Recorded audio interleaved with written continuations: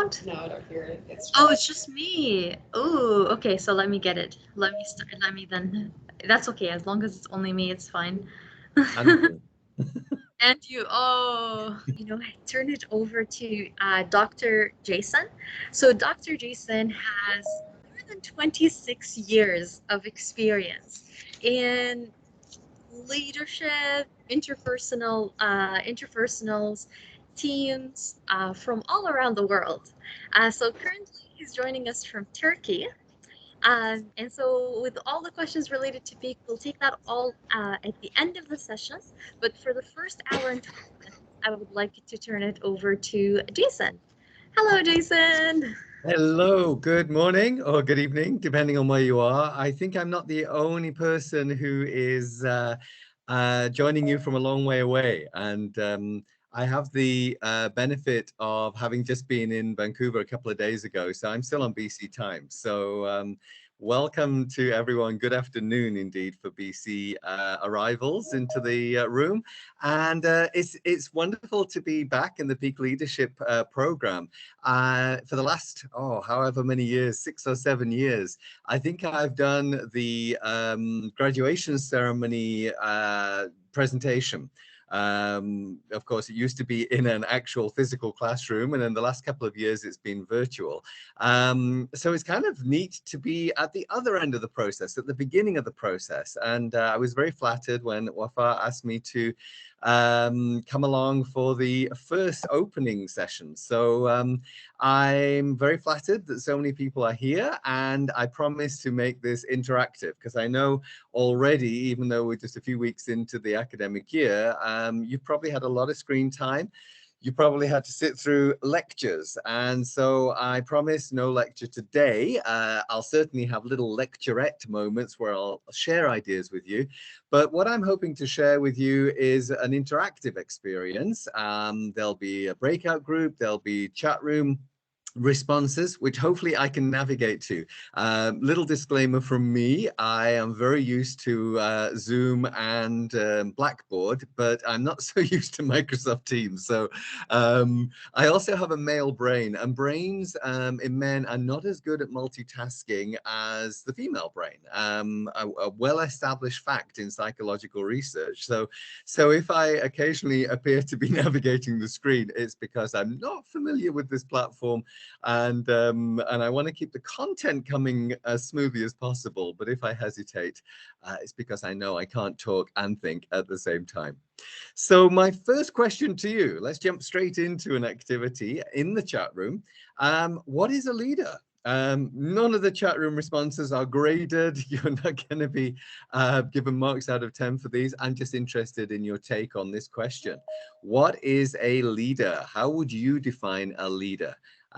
So I'm going to switch over to the chat room to see some of the things that are coming up. There we go. A leader is an influencer, someone who shows initiative. Great. Someone who motivates the team. Good words coming up: initiative, motivation, influence. Someone who leads by example, a decision maker, leads or guides, someone who has responsibility, absolutely. Someone who tends to follow rather than just who tends to be followed rather than just a boss. Thanks for distinguishing. Yes, a boss is not necessarily a leader, and a leader is not necessarily a boss, for sure. A strong participant with direction. Yeah. Knows everyone's strengths and weaknesses and allocates tasks accordingly. Absolutely. For a leader that's worked with a team for a while, that's certainly true. Someone with direction, able to collect and guide groups in an organized manner, someone who takes action, who empowers others to be leaders. Some fantastic words coming up here. Builds relationships, absolutely. Someone who can manage the group, absolutely. So great definitions there of what a leader is. And I hope in the 5 lessons or principles that are a mixture of my academic background, so studying the psychology of leadership, but also, perhaps more importantly, my experiential background of working with teams, working with leaders, working with organizations, and seeing what makes leaders shine. kind of what sets apart the okay leaders from the really excellent, effective leaders. These 5 lessons bring together many of those principles that you just outlined in the chat there, and many of those themes come through. So let's dive straight into our first lesson, which is the importance of communicating well. And I have a question for you. And let's put this in a poll, which Wafa is handling the technical side of polls. So I'm going to be very interested to see how that goes with the technical side.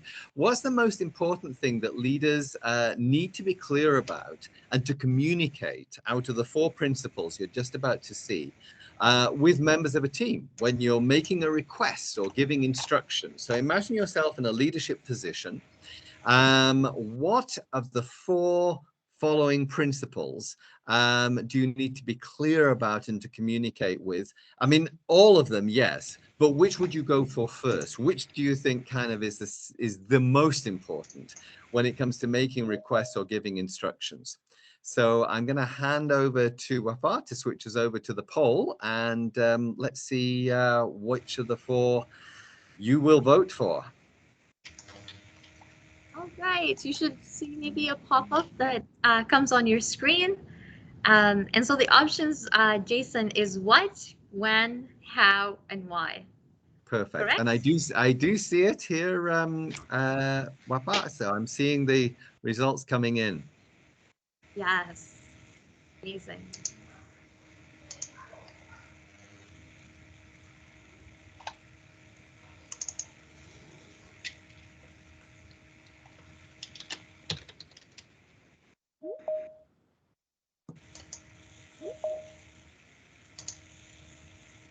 And we do have a hand up. Jason, would you like for the person to speak or maybe type in the chat? Yeah, if you could type in the chat, that would be great. If you have the hand up, by all means, type in the chat. Absolutely. I'm just keeping an eye out in the poll at the moment. Yes. And I think probably most people have voted. I don't know how many are in the room, but certainly a lot of people have voted. So thank you. We have a clear winner, don't we? The why is there at 70%. So more than 2/3 of you who have said that is the single most important thing to communicate. In second place, although trailing quite a long way behind, is what, and how in third place. Nobody went for when. As I said, all of these pieces of information certainly important, but I would concur with the now 72% of you who went for the why. And it's the hallmark of a really great leader who can communicate the why. More importantly, it's the hallmark of a really great leader who, of course, knows in themselves the why.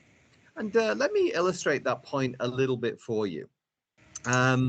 If you think back, some of history's most inspiring figures, and of course some of its most evil and horrific ones, they have been very powerful in their own way, but often for very different reasons. I mean, look at these 4 images. We have Mahatma Gandhi, one of the greatest and perhaps most respected leaders of the 20th century, alongside Nelson Mandela. Same would apply, I think.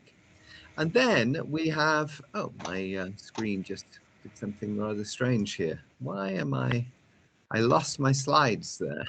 Let me go back to my slides. There we go. Can everybody mute, please? Because there is too much echo in the background. Good point. Thank you. I'm not seeing my slides. They just disappeared here for a moment. Wafa? Oh, okay. Maybe we can first, Jason, on the share and then try to share it again. I know it'll take maybe like a 1 minute. Okay. So I do see that everyone is muted.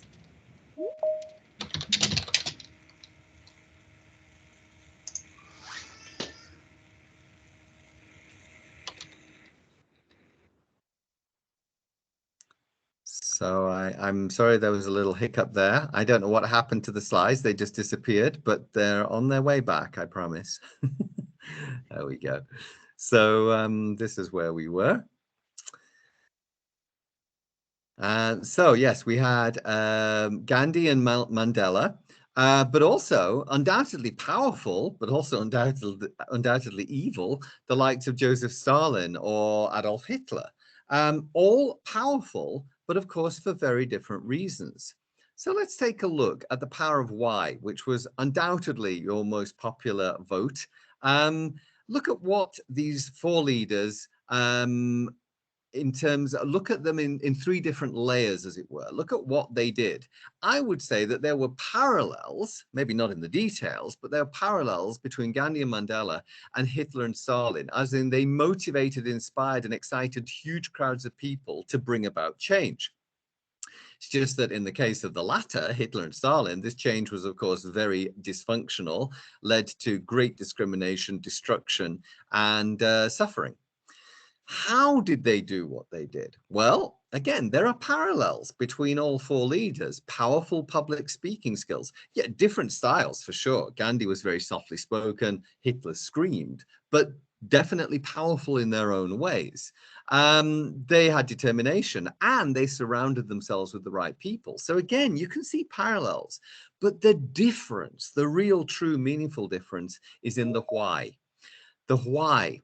People believed in equality, or the likes of Gandhi and Mandela, they were speaking to, and they were themselves people who believed in equality and compassion and peace and democratic power, of course, for all. Whereas, of course, you've got the opposite with the likes of Hitler and Stalin. You've got the idea of racial segregation, cruelty, violence, oppression, and of course, personal power for the elite, for the few, for themselves and their immediate circle. So the big difference is in the why.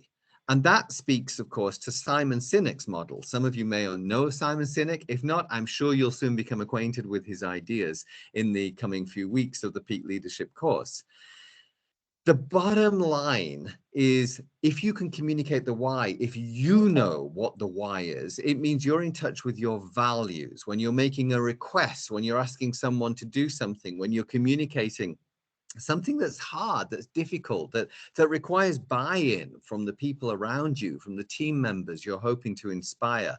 If you can communicate the why, more important than anything else, then you're more likely to get that buy-in. You're more likely to get that sense of engagement with what you're trying to communicate. The what and the how, well, they're important details, but they'll come later. They're less important. The most important thing is the why. Lesson 2 is the importance of being resilient. And this is where a whole field of psychology called positive psychology really comes into play. Now, I have another chat room question for you here. And this is related to the idea of how effective leaders see the world. The kind of lens or perspective, the default mentality that effective leaders take when times get tough. I mean, it's all very well to enjoy the ride when things are going very well, when you and your team are achieving great results and success. But what do you do when you suffer setbacks, failures, hardships, difficulties, apparently unsurmountable challenges? How do you look at the world? The reason there's 3 P's there is something I'll explain and decode for you in a moment. But I want to ask you first, what kind of thing, what kind of one line, what kind of reassuring phrase might you use for yourself or for people that you're leading when you're faced with these really challenging moments? So let's pop into the chat room for that. And I'm interested to see what kind of things you might say to yourself as a sort of pick-me-up or as a resolve to get through this. In other words, what do you say to yourself when things get tough? So just looking in the chat and interested to see what kind of things come up. Push through it, learn from the challenge, good perspective. And there will always be lessons, of course, in any challenge. Anything's possible with the right strategies. I would agree. You were made to do hard things. Absolutely. You weren't made just to enjoy the easy things. Think of the end goal. Absolutely. Be clear about where you're headed. Don't get stuck in the nitty-gritty details necessarily. Don't get too stuck in them anyway. Embrace the suffering. That's a good one. I can do it. I'm strong enough. Yeah, you've been through worse, very likely. And if you haven't, someone you know has. If you can get through it now, it'll be easier next time. Good point. Don't let the fear of failure stop you. Absolutely. No pain, no gain. Good one. This too shall pass. Absolutely. It's just temporal. It shall pass by. What's my why? Good one to come back to. It'll pay back in the future. Oh darn. Yes. Very, very true. You're allowed to take that sigh before you resolve to get through it. Time to learn is a gift. Absolutely. The lessons learned hardest are the most memorable. This is temporary. And so failure is part of the success. Failure and tough times mean the success will come.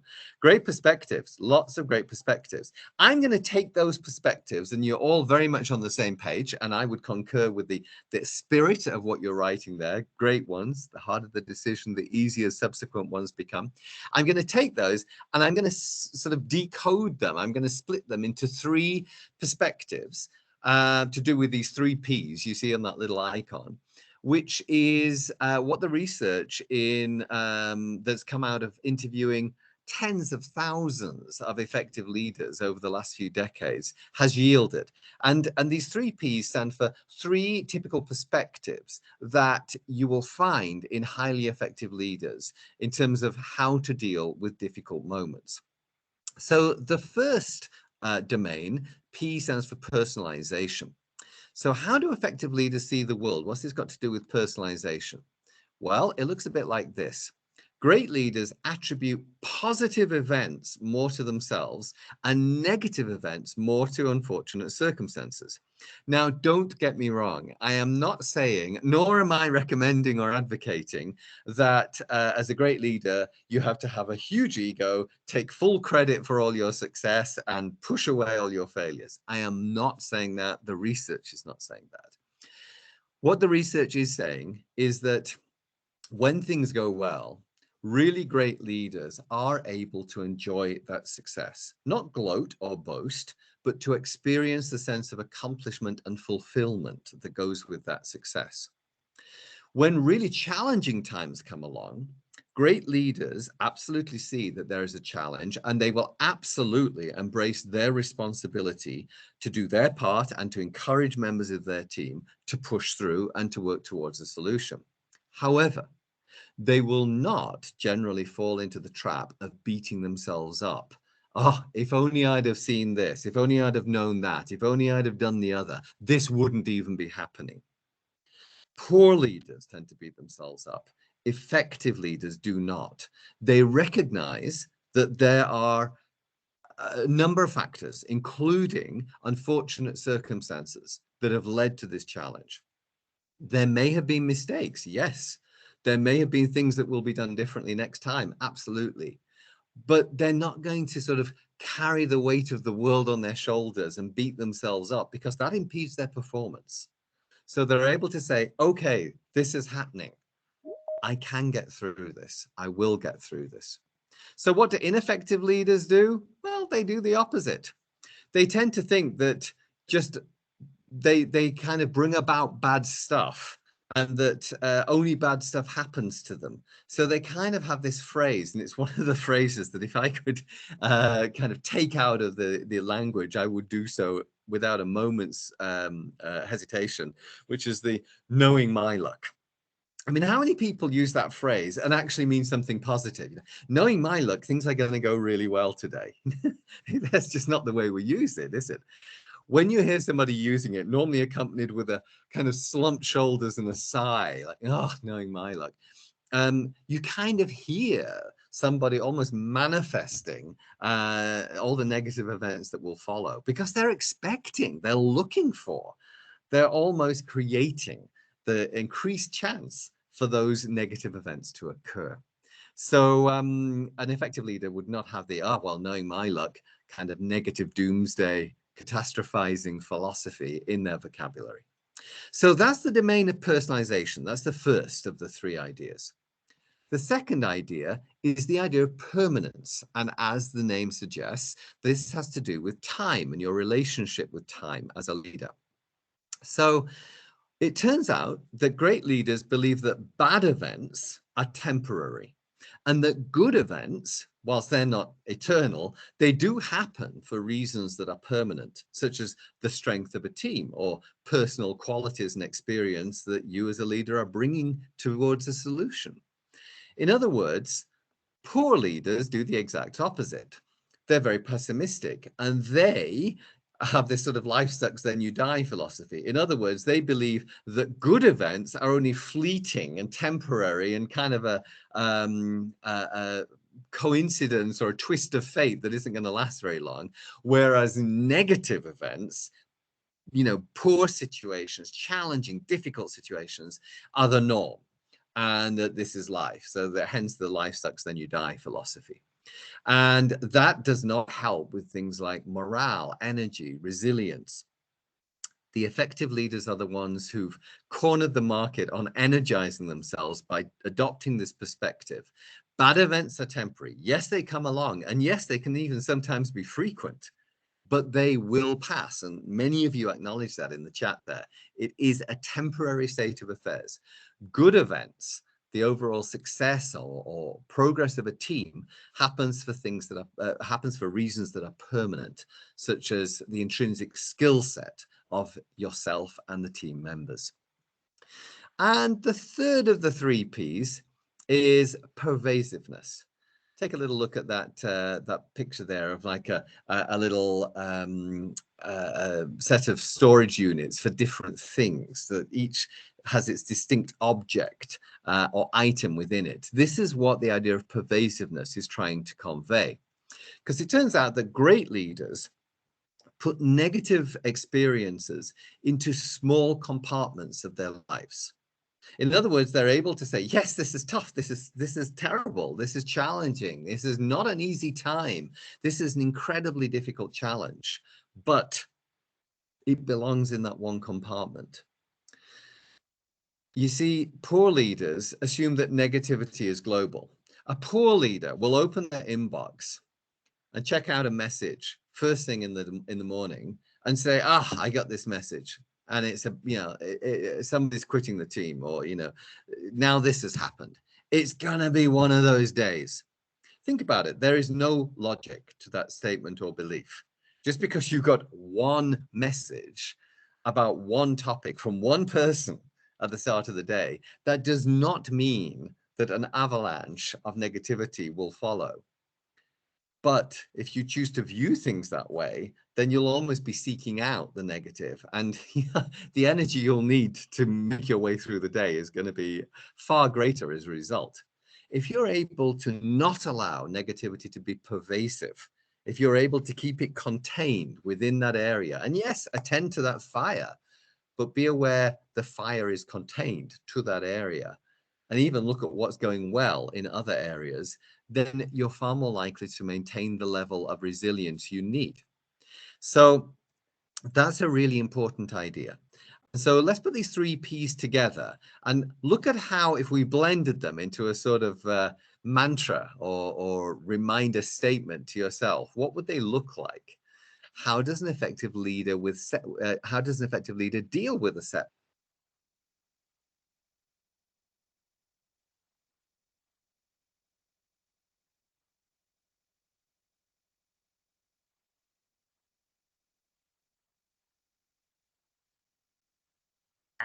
I believe Jason is frozen.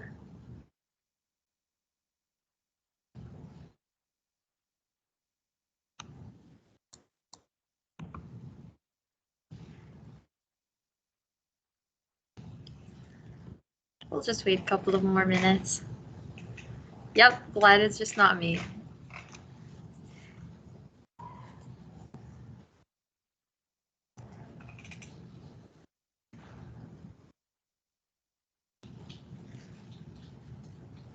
Yeah, Morgan, I would agree.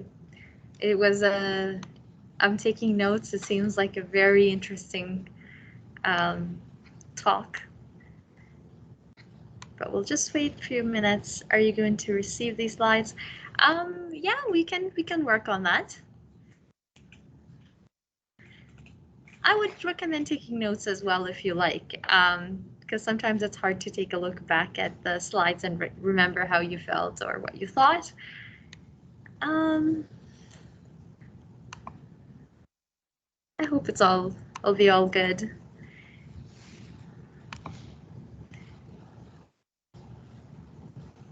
I actually have a question.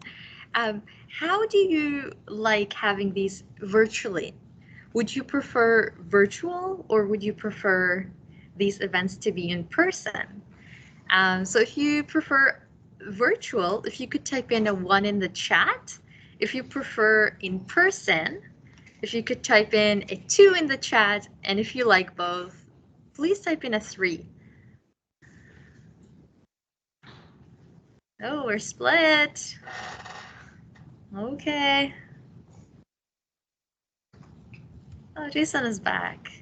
Okay, yep, I see lots. I see more 2s now. Okay, 2s was in person, I believe. Hello, Jason. Hello, Afa. I have no idea what happened. My Oh, internet connection is strong and stable, but Microsoft Teams decided to eject me. well, we're all ready and ready to hear everything.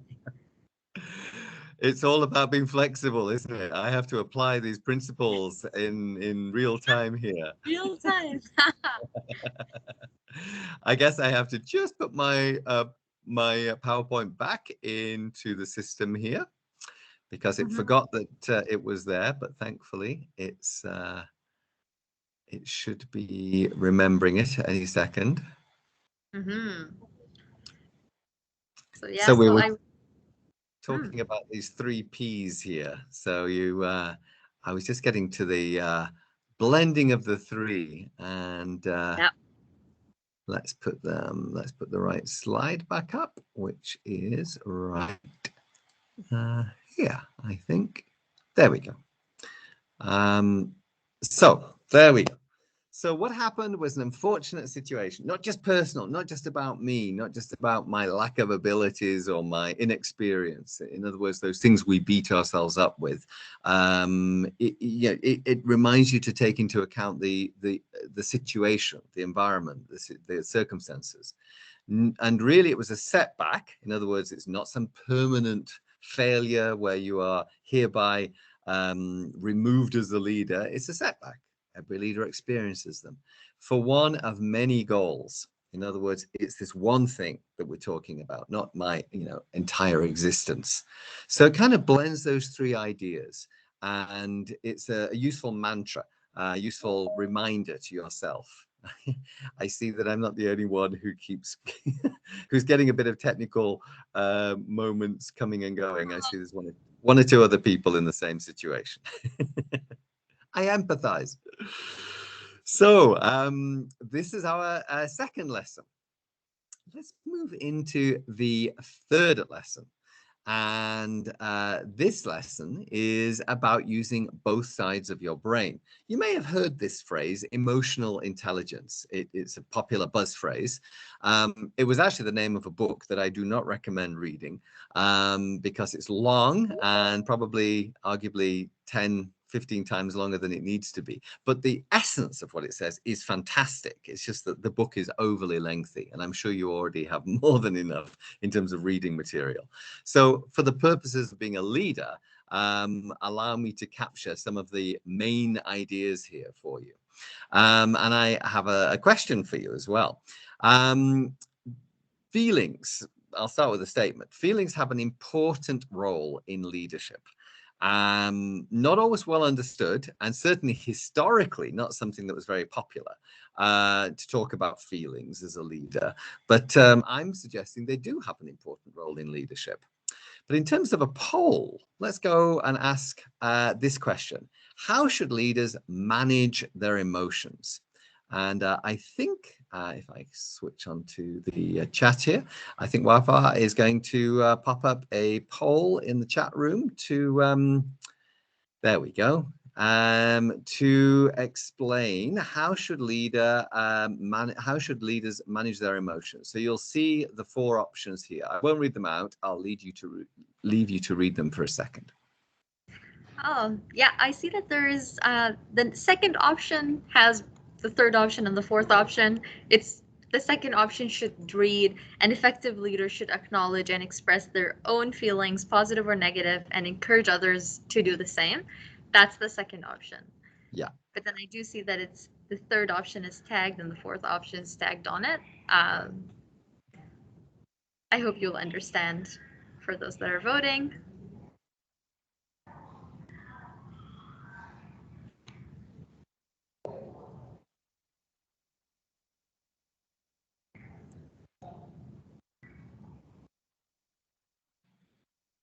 Yes, it's a little bit confusing. So if you're reading the second one, don't assume everything's there. Please just scroll down, look at the third and the fourth one, which are separate ones as well. It's just that the second one seemed to roll in the third and fourth for some reason.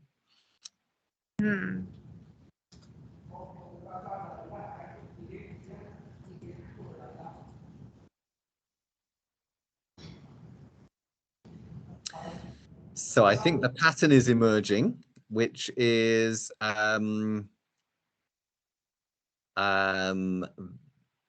overwhelmingly in favor of the second option, which is just that first part. An effective leader should acknowledge and express their own feelings, positive or negative, and encourage others to do the same. 85% is an overwhelming majority there. The others were just the nearest was an effective leader should only express positive emotions, but not negative feelings, for example, anger. But that's certainly trailing far behind. The second option is the one most of you have gone for. I would concur. And this is what emotional intelligence suggests. Now, it's not always easy to express particularly emotional experiences such as anger, certainly not always easy, but it is both possible and healthy to do so in a way that is appropriate and respectful. Anger doesn't have to mean you have an outburst or a meltdown. Anger can be expressed constructively, as can any emotional expression. And this is the idea of effective leadership. So let's put this idea into a breakout group, into a chance for you to discuss some of these principles yourself. Imagine you're leading a team meeting. One member of your team gets up and leaves the meeting abruptly without any explanation or apology. You catch up with them later and you decide to confront the issue. How do you start the conversation? Now, bear in mind that this breakout group and this little scenario I've painted for you here is in the context of emotional intelligence. Now, I'm not going to say any more because I want you to sort of fill in some of the blanks and think about this yourself. I'm not going to be asking you to report back to the main group. I am going to be giving you something to think about in a moment that will allow you to sort of compare with what the discussions were like in the breakout group. So, so this is really for your personal experience of exploring how would you as a leader make sure there's a chance for each of the 4 or 5 people in the breakout group to have a chance to venture this, to imagine how you would start the conversation. And specifics are really what I'm suggesting you go for here. In other words, don't paraphrase yourself. Don't say, well, you know, I'd ask them what the problem was, and then I'd try and find a solution. I mean, that doesn't really say a lot. Imagine that you're actually talking to the person in front of you. What will you actually say? What words or phrases, what things are you going to bring into that opening of the conversation?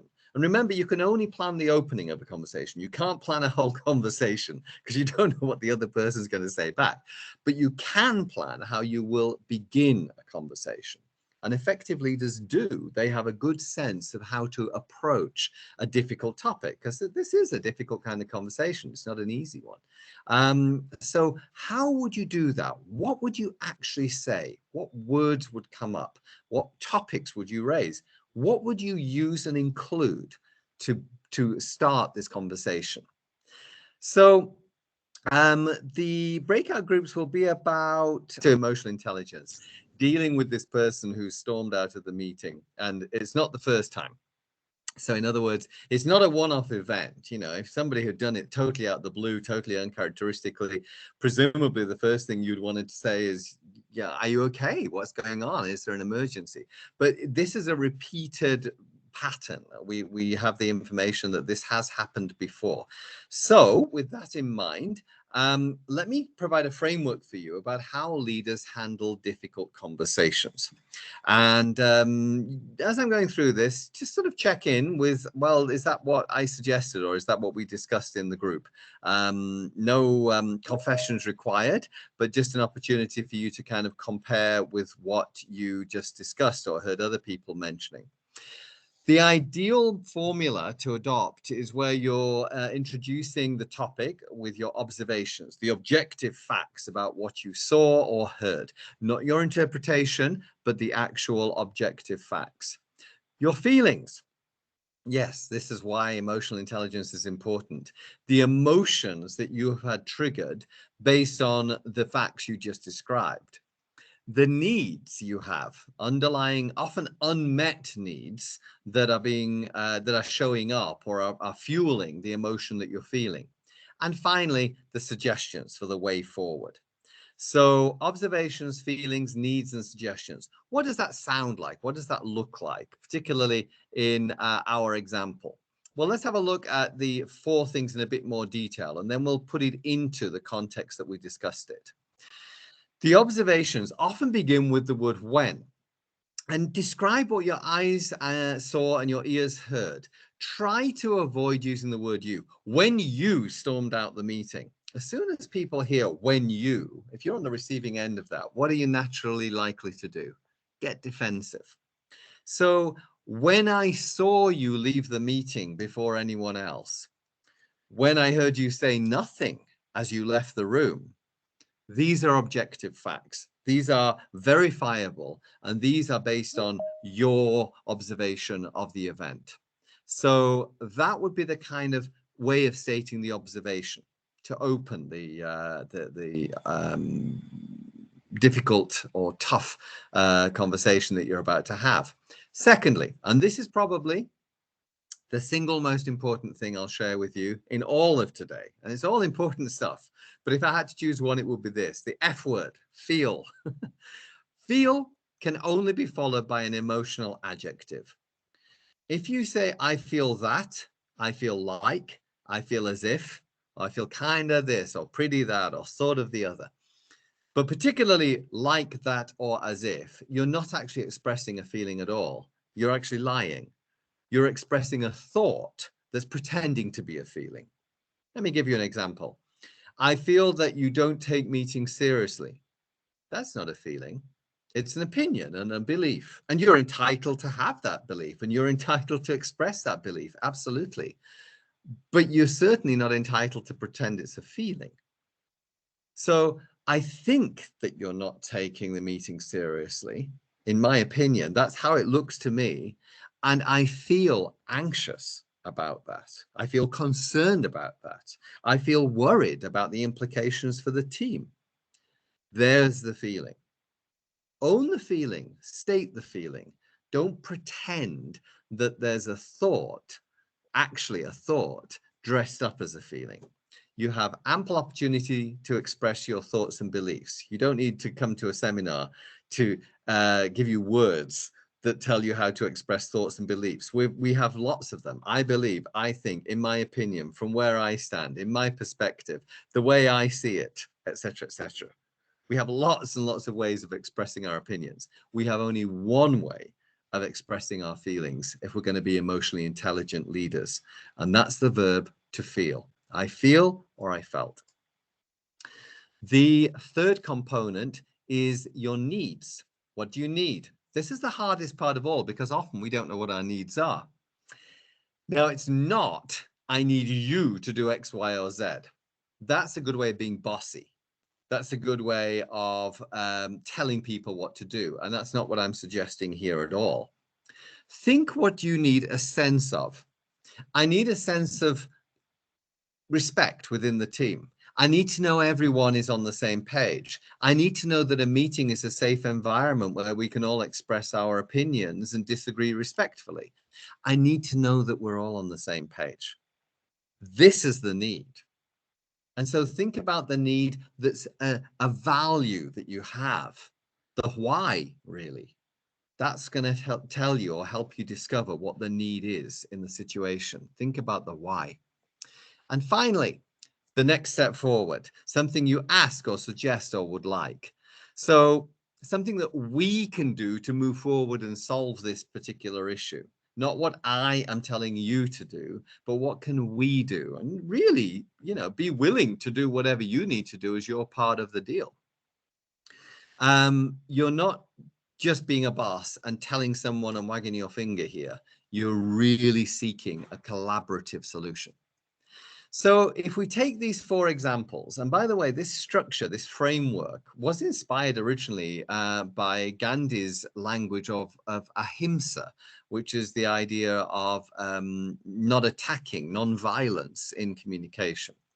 If we put these together, how would they look? Well, they wouldn't look like this. When you left the meeting early, I felt that you weren't being respectful. I need you to take a close look at how you're behaving with other members of the team, and I suggest you consider apologizing to them. This is wrong and absolutely falling into every trap I just described in every respect. You know, it looks like it's what I was suggesting. It's got the when there, it's got an I felt, it's got an I need, and it's got an I suggest. So surely this is filling in the blanks. This is the way it works. No, no, not at all. This is really not at all what I'm suggesting. It's far away actually from what I'm suggesting because it's fallen into every one of the traps.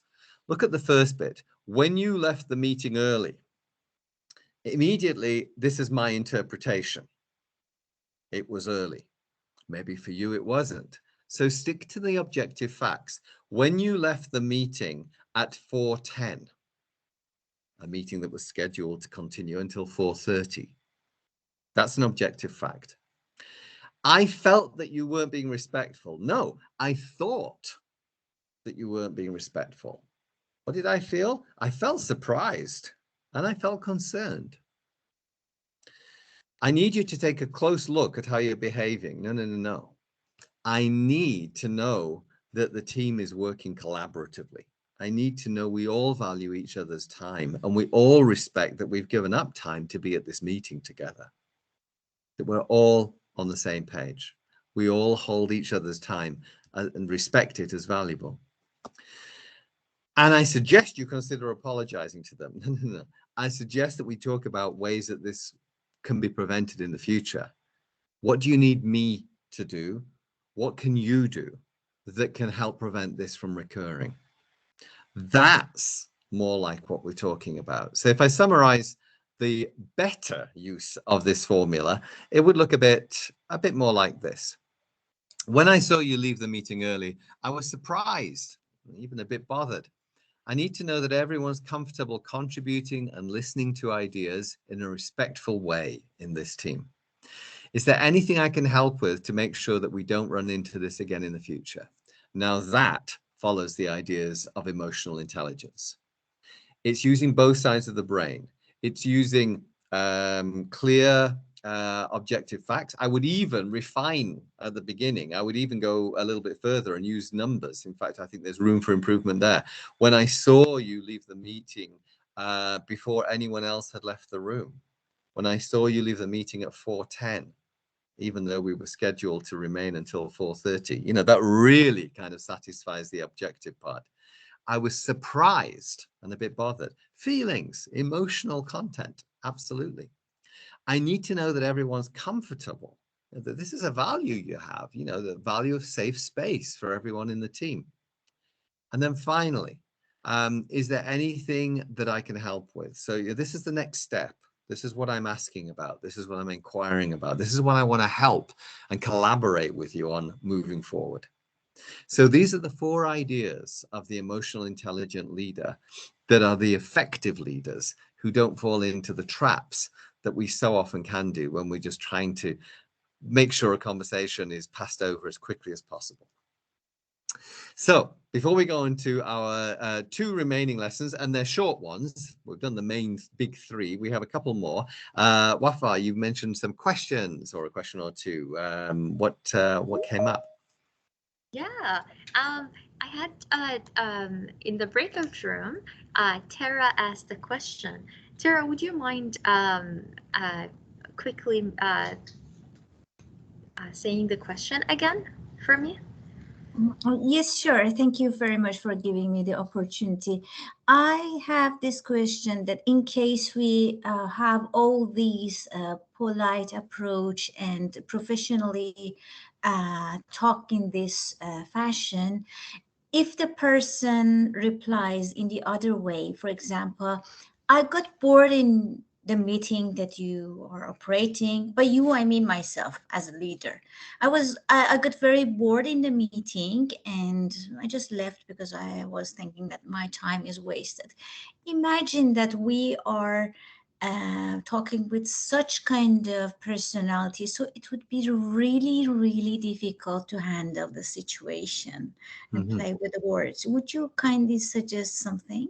Thank you. Thank you. It's an excellent question, and it happens. It's a real possibility.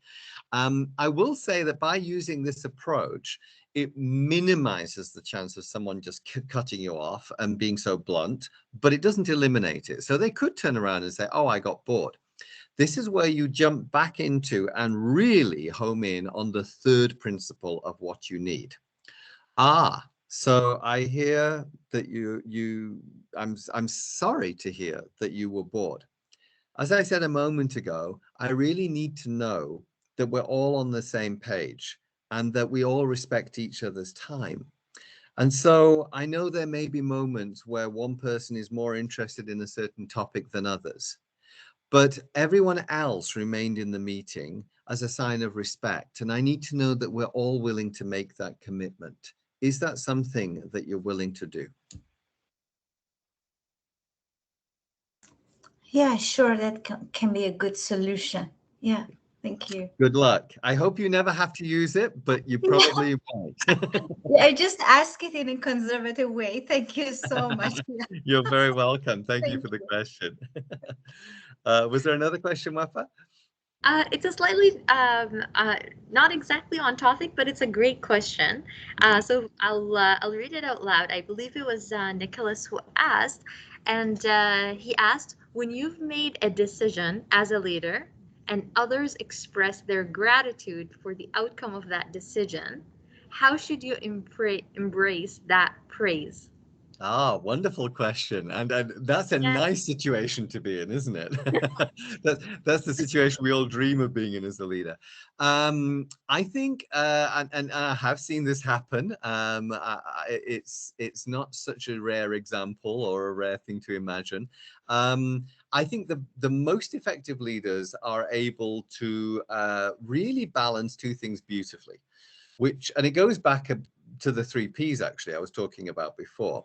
They're able to acknowledge graciously, not boastfully, but graciously, they're able to acknowledge the fact that they are happy with the fact that they have been involved with something that worked well. So yeah, thank you. I really worked hard on this, and I'm really pleased it turned out the way it did. So it's the first thing is self-acknowledgement. You're not massaging your own ego. You're not looking for more praise, and you're certainly not going on some kind of ego-driven trip. But you are saying, "Yep, I have worked hard on this. Thank you for acknowledging that, and I am pleased that it worked out so well for all of us." And that transitions onto the second part, which acknowledge the support you had from the team. If that applies, it may not always apply, but often it will. Few successes are purely solo flights of adventure. Most successes rely on support, on a team, on other factors. So acknowledge what other factors were there, not in a way that diminishes your role, but in a way that kind of acknowledges the complete and the full picture.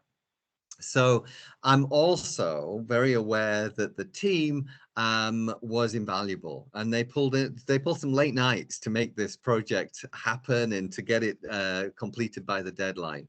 And I know that we couldn't have done it without that kind of level of commitment. So I really applaud them, and I think everything came together to really make this a great effort.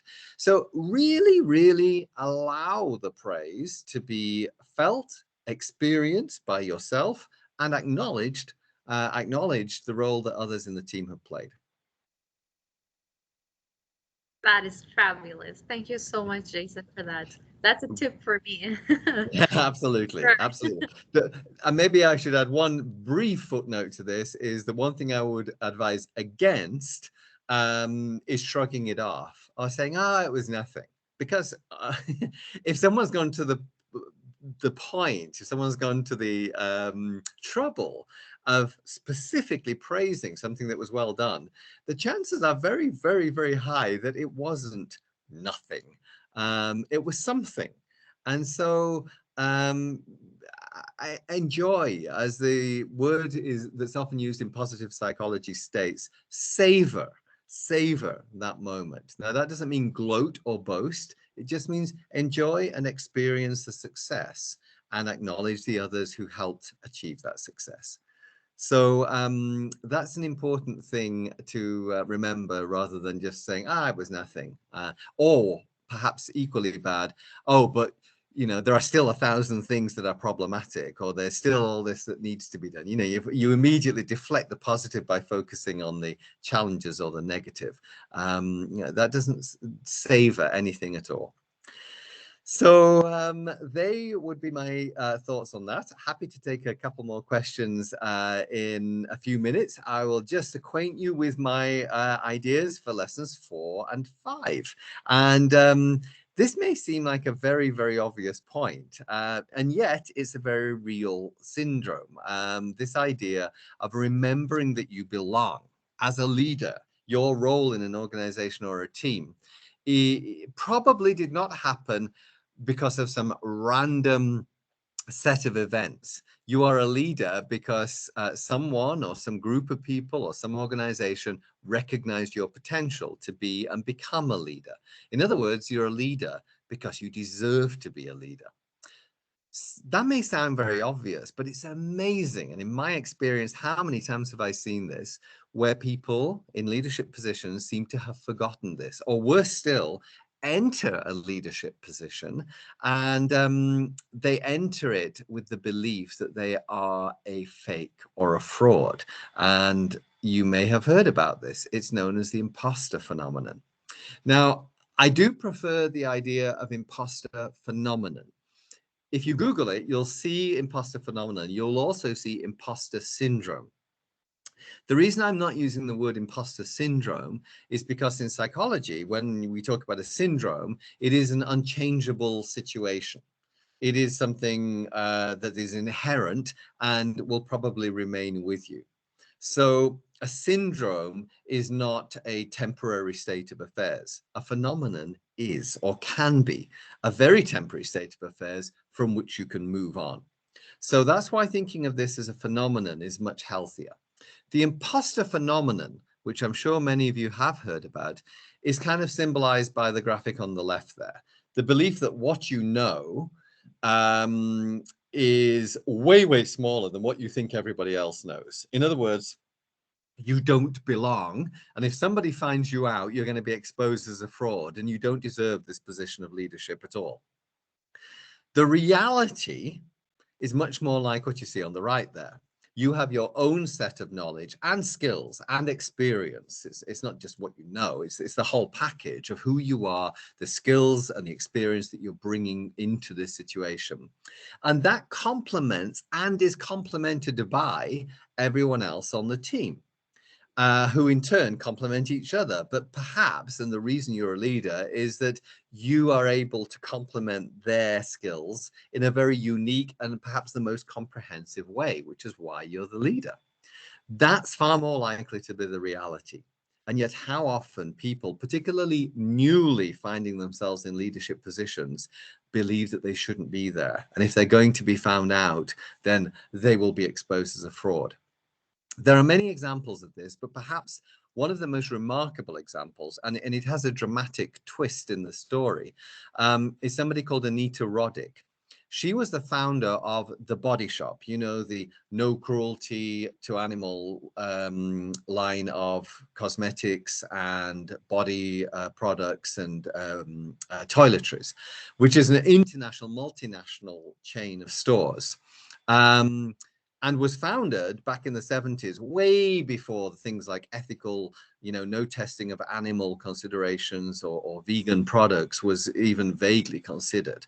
That's a phenomenon today that thankfully is much more popular. But back in the 70s, she was a pioneer. And she started in a little store in a seafront town, wondering whether she'd even get 1 or 2 customers in the first day.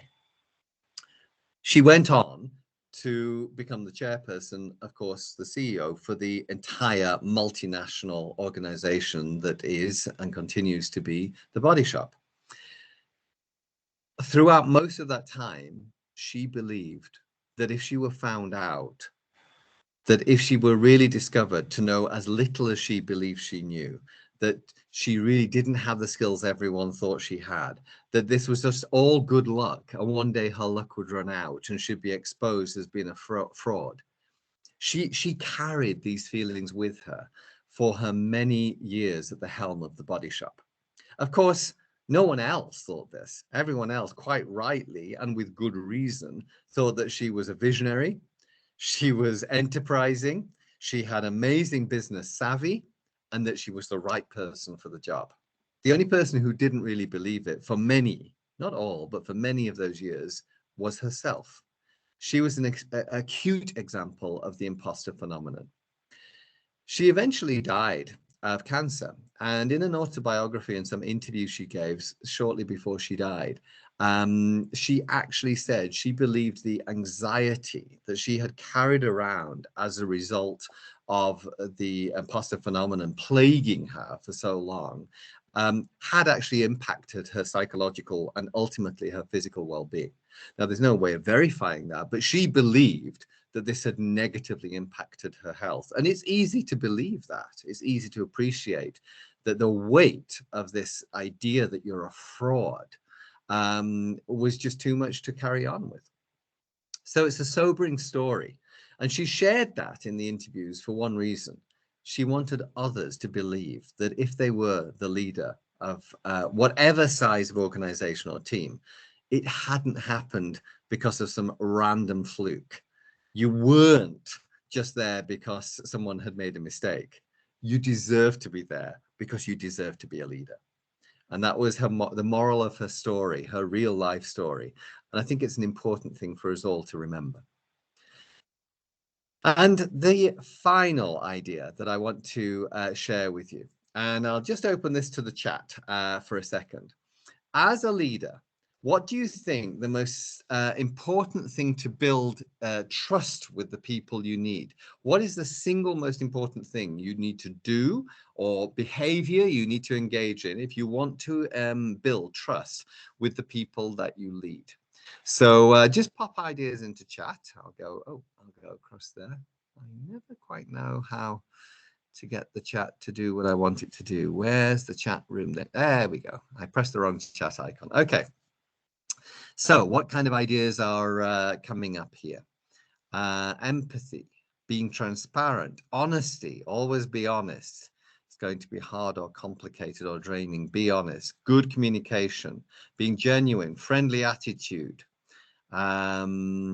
care about their personal growth, reliability, being fair. I agree with all of these. Transparency. Oh, and by the way, an interesting note about transparency. Of course, sometimes as a leader, you can't always be transparent because you're not always at liberty to share all the information.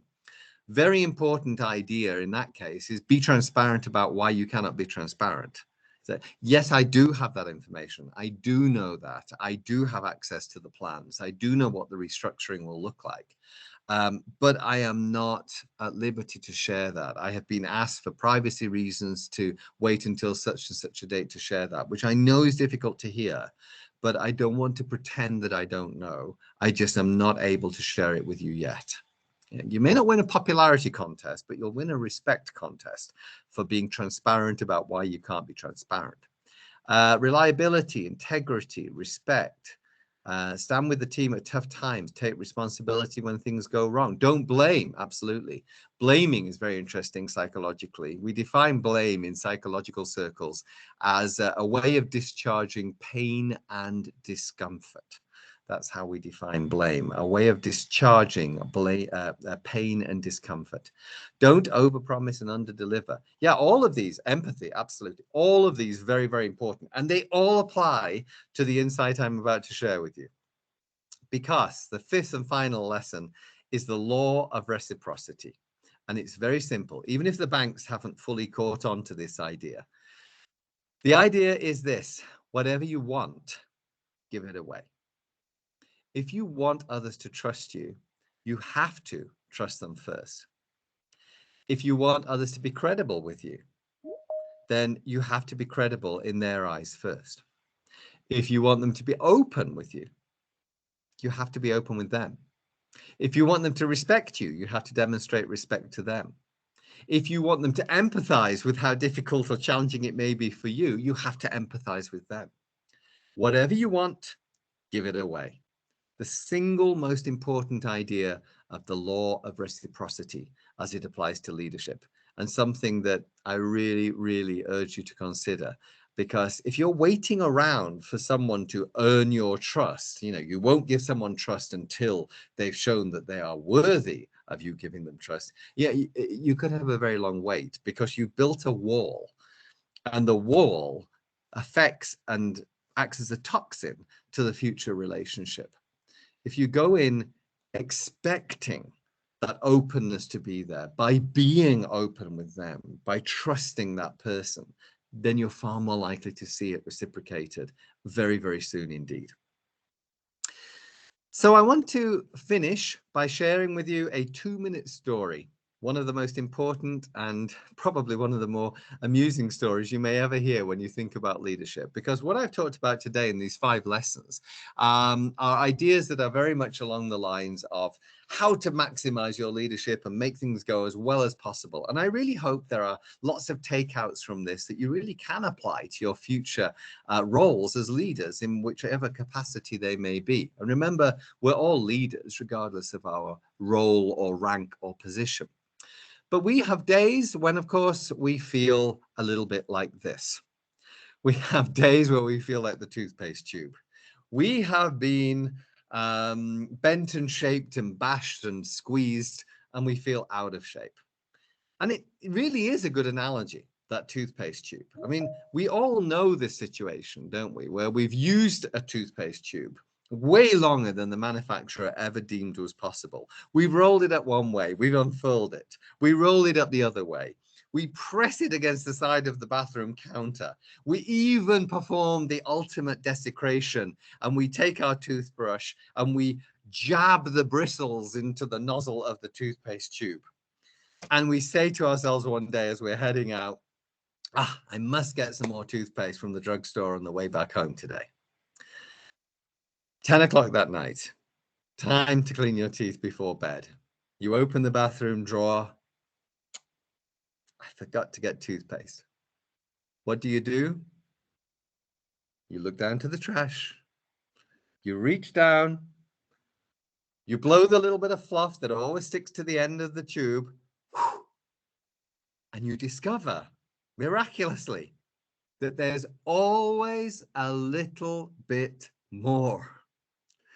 And this is you. This is you as the leaders of the future.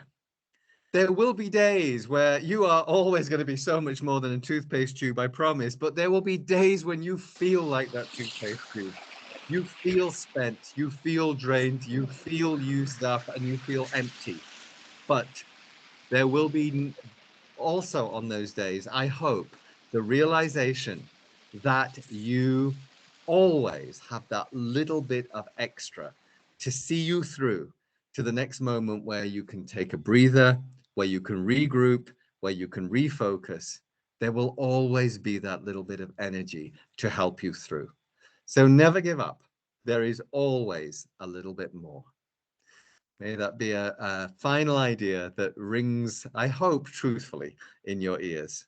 And thank you for joining me today for these 5 golden lessons. May your journey ahead through this program and beyond be an enjoyable and eye-opening one for everyone. And hopefully we're right on cue there. Despite our technical moments, I hope that we've stuck to the time, Wafa. How's that for Yeah, timing? that's incredible. Jason, just, again and again, every year, we learn so much. I have learned incredible amount, and I know that I'll be watching the recording again to capture these things that I've missed.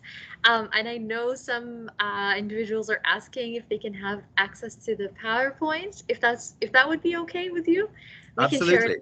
yes, with everyone. Absolutely. Uh, I can send that to you as a PDF actually, so that it's easily accessible on any device, and all of the ideas will be captured that way. So that'll be something that you can then happily distribute to everyone on the course. That's incredible. I'm seeing a lot of thank yous in the chat. I I can see really, that really too. Much appreciate it. appreciated. Thank you. Yeah, you are most welcome. So it's 7 o'clock. So the event is officially over. So Jason, thank you so much. You're free to go. If you want. I, Thank you so much. I will call it a morning from this little corner of the world where the sun is just beginning to make an appearance. So Is it? it's always a good metaphor too. The sun will always rise again tomorrow, even after dark nights. Yeah. Is it 5 o'clock in the morning? It's 5 a.m. Thank you Absolutely. so much. That is dedication. We really appreciate you finding time and being with us. It's always a pleasure. Thank you so much for inviting me. Good luck to everyone. Enjoy your discoveries in the weeks and months ahead. And thank you for all the kind comments there. And may our paths cross again in the future. I really hope so. Sure, absolutely. Thank you. Bye for now. Take care. Bye. So Jason will be leaving, but if we can all remain here, I just want to. So typically, the events are run from 5:30 till 7 o'clock. That's the presentation for the speaker, and then there is a 30 minutes. Usually, we'll try to do either like a networking, so we'll break people into breakout rooms, or do just if anybody has any questions. We usually will just take it in the last 30 minutes or however long that we would want to be here. So yeah, so I have just a couple of polls. We rely heavily on your feedback for this program. It has completely changed from year to year. We completely shifted how we do individuals or get your questions answered. So does anyone have any questions, or anyone had any trouble with accessing Learning Hub or anything related to that? I'm happy to answer. So I see a question in the chat. Diana, can we have a leaders group? We're new here, and we'll be glad to get to know new people. So yeah, that's a great question. So in terms of a group, would you like to have a Discord? Would you like to have a WhatsApp group, a LinkedIn group? We've done it all in previous years, so we can definitely create one and then have everybody contribute to that, and you can have the support of everyone. One of the biggest things about leadership is developing your network of people and contacts and learning from each other. So if anybody has a preference, please drop it in the chat, and I would be very happy to. Okay, I see a lot of Discord, so that might be something that I can create and share a link to you. The other question, I see a hand up. Ivy, would you like to ask your question? Hi, I think I've read it in the email that there's gonna be activities for assignments. Are you gonna send it to us, or we have to kind of like logged in into the literature program to see if we have activities that we need to finish? Yeah, so the program only has one assessment. So you'll have to complete one assessment. It's a 45-minute assessment that you'll sit down and take the assessment for 45 minutes, and then you'll reflect on that assessment. And to access that assessment, we pay for it. It's $30 per person, but we would pay for the assessment for you and just provide you with a code. And I'll provide, and there's instructions actually on the website already on how to actually go from having the code to actually entering it and taking the assessment. So later this week, I will send you an email that has the code on it, and then it will have all the instructions on how to access it. And then you'll have the next 3 weeks to complete that assessment. And I'm going to address Josh's question there as well. So the November 1st is actually the deadline to complete the assessment. There is no in-person, like there's no virtual event happening on Mondays. All of our events are actually on Tuesdays. It's just that you have to complete the assessment between now and November 1st. And it's really critical that you complete it by November 1st, because we have an event on November 2nd that basically provides you with all the information that you need and how to move forward after having completed the assessment and how to benefit from the assessment. So it's that event, if you don't complete the assessment by November 1st, that event is basically going to be useless because you won't have your results in front of you to look at. So November 1st, Monday, is your deadline to complete the assessment.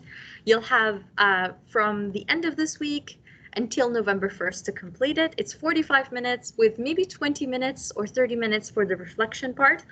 So hopefully you can find some time in the next 2.5 weeks to complete that.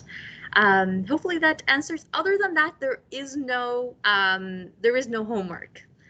It's just that one assessment that you have to complete. And I would just want to personally say that I took it, 2 years ago, and I continuously just go back to it. Just to kind of see where I am and how things have shifted, what other things I can work on. It's a very, very detailed look at yourself and your leadership and your top strengths and how to leverage them. It's a very, very detailed report that you'll get. So yeah, so I answered, I believe, Josh's. Ivy, does that answer your question as well? Hi, thanks. That's great. Thank you so much. Yeah, you are most welcome. And then Tiffany's asking, where can I find the PowerPoint? So all the resources for this program are now on the Learning Hub. This is the first year that we've actually got access to the Learning Hub. I hope you're enjoying it. If you are, like if you're finding it easy to access and that, you see it in the Learning Hub and it's great, if maybe you can drop in like one in the chat. This is the first year that we're using the Learning Hub, and I'm really looking for feedback in terms of how that's going for you. So that's how we're going to access all the resources. So for the PowerPoint, the moment I have Jason's PowerPoint PDF in my email, I'll upload it right away to the Learning Hub, and I'll just keep it all in the same module so that you can easily access it and come back to it when you need to.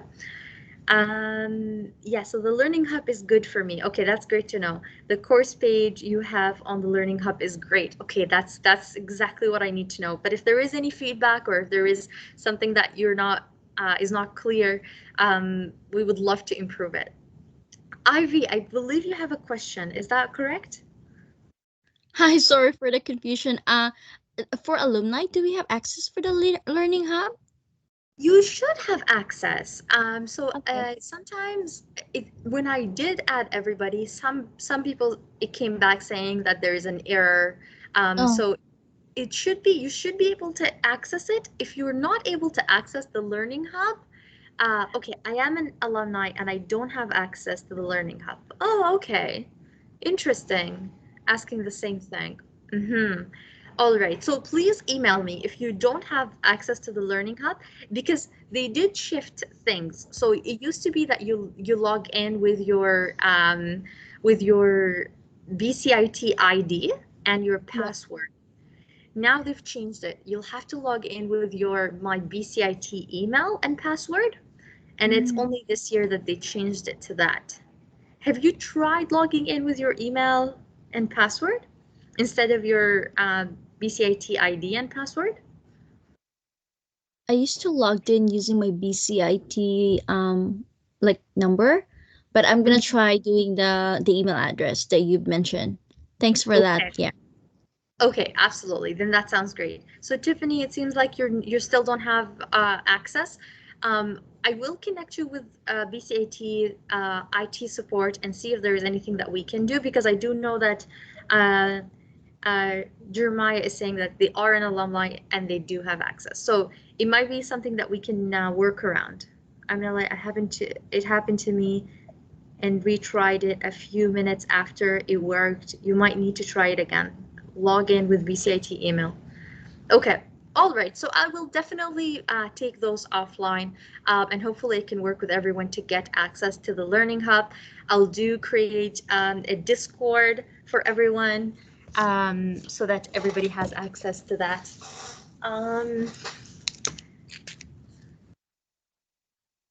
Discord. Any other questions? Diana is asking, what is the idea behind this course? Is there future activities after we complete both semesters? So yes, after you complete both semesters, there isn't anything specific that you have to complete. It's kind of like you don't have to complete both terms. You can complete one or both terms. And after each term, you'll get a certificate of completion for leadership. But then also, just like you saw today, you'll learn a lot about leadership and what it entails and how to grow as an individual. And so after that, you'll complete term 2. You're also going to get invited to a lot of events. You'll be the first to hear about, for example, our leadership conference, which is happening in February. We also have like an evening with leaders and industry that we do, and you'll be the first to hear about that. But other than that, there is no continuation after that, unfortunately. We do have a lot of other programs that I might, I'll recommend to you, and I'll email everyone to recommend. But after that, there isn't a lot of other things. Okay, Diana, I'm great. I'm happy that answered your question. When will we get the access codes? Okay, it's a short email that I have to fire off. I could probably do that. I could promise to do that by Thursday. So, or earlier. So hopefully I get to that tomorrow. Otherwise, by end of day Thursday, you'll get an email saying your access code. Do not lose that email, please. So just kind of bookmark it, or just take the assessment right away, and you'll be done. So please don't lose that email. But if you do, I'm happy to help. All right.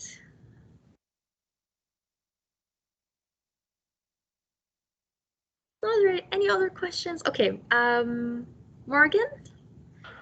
Yeah, Hello. hi. I had a quick question. So do you need to complete term 1 and term 2 to get your to get the certificate for this, or is it just one of the terms? So it is 2 certificates that you can get. So the term 1, you'll get a certificate. Term 2, you'll get a second certificate. So term nice. 1 is about yourself, about your strengths, yourself as a leader. Term 2 is all about teams. So the term 1, you'll get a self-development certificate of completion, and term 2, you'll get team leadership certificate of completion. So they're a little bit different, but you're by no means obligated to complete both. Just kind of, I know how busy you can be as a BCIT student, and if it's something that you can't take on for the term 2, then kind of just consider that, and then that opens up a spot for someone else, then that's totally fine. But if you like it and you want to be developing yourself and so on, then we're more than happy to have you for both terms, if you're accepted. Okay, for sure. Thank you. Thank you.